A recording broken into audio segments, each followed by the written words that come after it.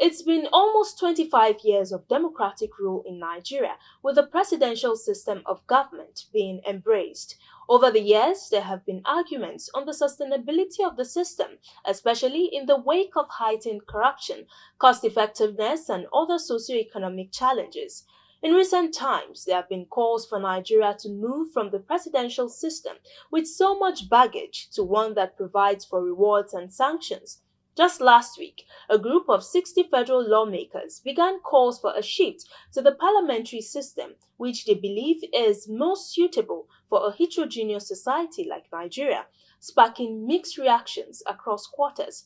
To this end, the Abuja School of Social and Political Thought, alongside other stakeholders, converged on Abuja to brainstorm on the modalities of a parliamentary system for Nigeria. The report. Calls for Nigeria to ditch the presidential system of government and return to the parliamentary system have been on the increase in the past few days, following a proposal by a group of 60 federal lawmakers to that effect. The group of lawmakers last Wednesday proposed an amendment to the 1999 Constitution for a departure from the presidential system of government to the parliamentary system of government. In the wake of ongoing debates, stakeholders in Nigeria's governance structure have converged on Abuja for this one-day policy dialogue on a new governance structure for Nigeria, organized by the Abuja School of Social and Political Thought.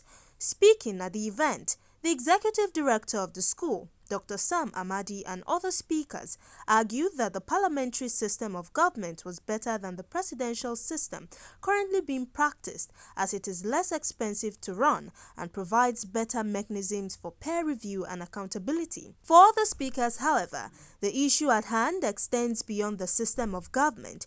They argue that what is pertinent to have is an attitudinal change in the way the country is being run. Every country must, through its history, determine the appropriate structure that serves it well. Nigeria needs to think about the structure that serves it well.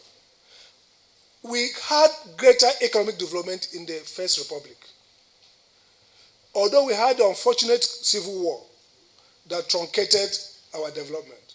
Today, with the exception of Lagos, and such derivative economies like Rivers economy that has IGP or whatever, IGR, Akwa Ibom, it's arguable if there are any other states that are economically viable in the reasons of an economy.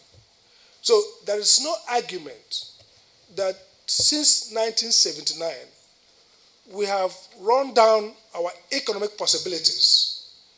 Whether it is a fault of presidential system of government or other external factor, we have to discuss. But evidence is clear that in terms of economic development, in terms of social development, even in terms of the democratic quotient of local governance, the parliamentary system gave us more results than the presidential system.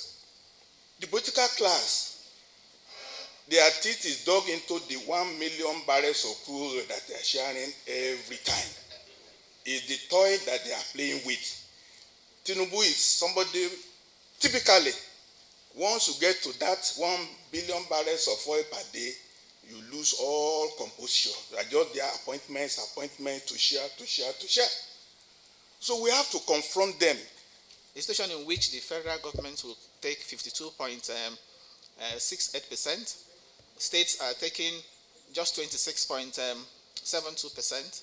Local governments 20.6%. If you look at that disproportion, again, it doesn't favor the subnationals, and that's why today there is no local economy, just as Amadi has said, no local economy, in Nigeria. That's because the subnationals are weak, the local governments are weak. Even the money that is meant to go to local governments are also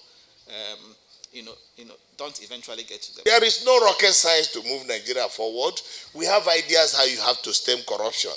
We have ideas how you can make the electoral process free and fair. What you have today in the name of elections is brigandage. And the National Assembly has shown that we have started the process of restructuring through the development commissions of each of the zones. Let us now tell ourselves the truth. Tinubu must be willing to be the person who will be president of Nigeria when this process started. Since he was part of the process that has been clamoring for it, he must be willing to yield power so that this excess power at the center, where everybody is going to loot Nigeria, will stop and we'll start the process of making progress. It is a culture that we need to change from our own individual corners, from our families, from our homes, from our offices. Until we work on that individually, we cannot be pointing fingers when you point. Point back at you. That's what we're doing in Nigeria. If what we are advocating does not build on inclusions, whether they be of geography, religion, identities of all kinds, including, of course, of the disadvantaged and the hungry right now, those that are hungry on the streets of Nigeria, who are making it impossible. We are making it impossible for them to live a respectful life. Those inclusions must be at the core. To address this situation that has bedeviled our nation, what we require is nothing short of a wholesale ethical and moral revolution. But can the imperative of an ethical and moral revolution be incorporated into the ongoing debate on the reconfiguration, recalibration, and restructuring of the Nigerian state? Earlier, the former president of the Christian Association of Nigeria and former Archbishop of Abuja, His Eminence Cardinal John Onaiyekan, said it is time for Nigeria to change to a system of government that would reduce corruption and bring government closer to the people.